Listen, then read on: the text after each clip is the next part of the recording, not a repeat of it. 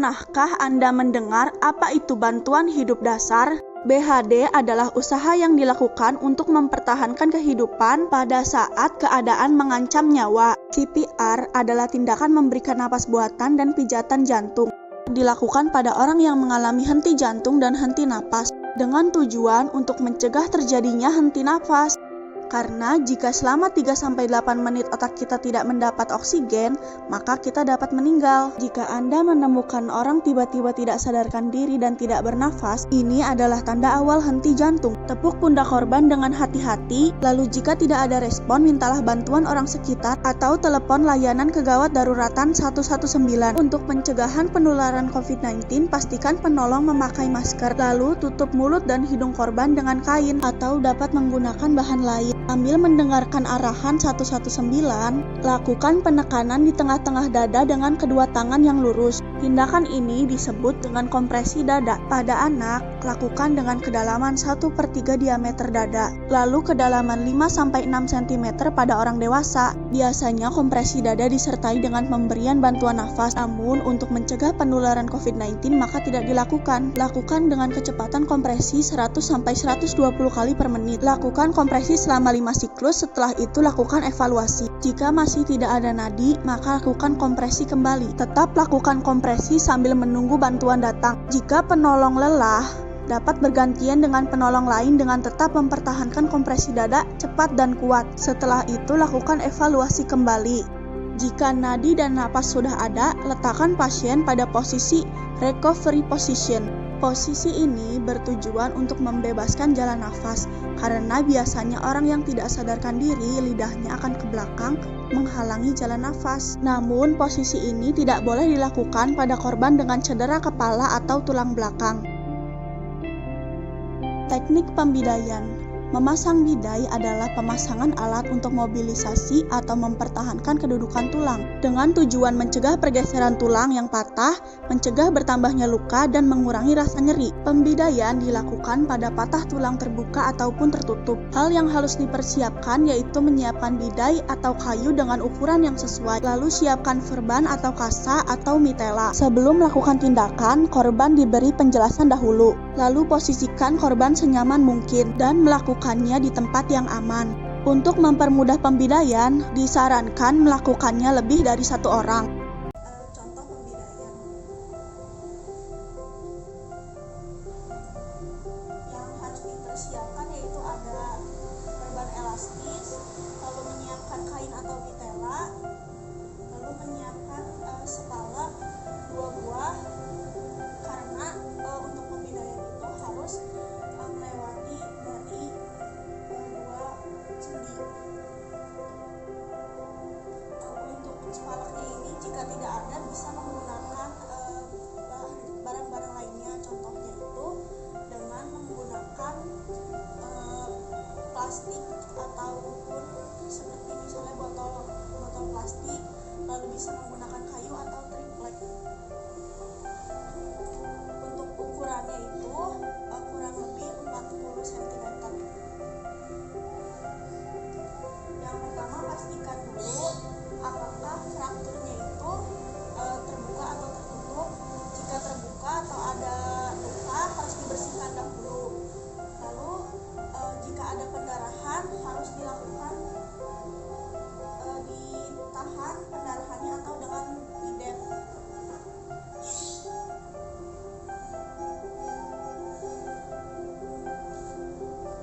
Setelah itu kita kasih tahu ke pasien bahwa akan dilakukan pembidaian.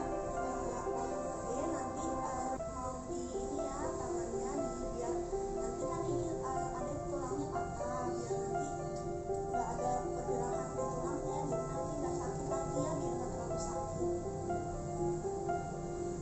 Sekarang coba kita kasih pelan-pelan ya.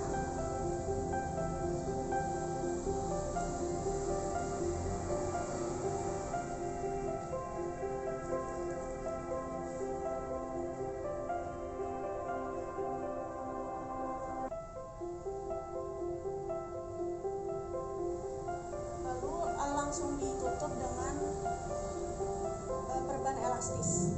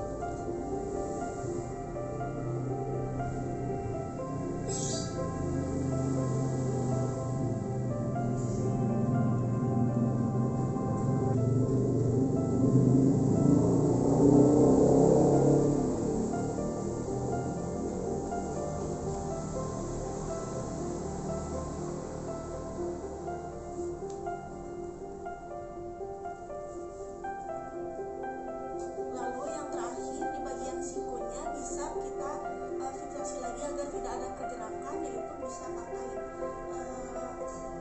peniti atau bisa menggunakan tadi seperti Hansaplast dan lainnya agar tidak terjadi pergerakan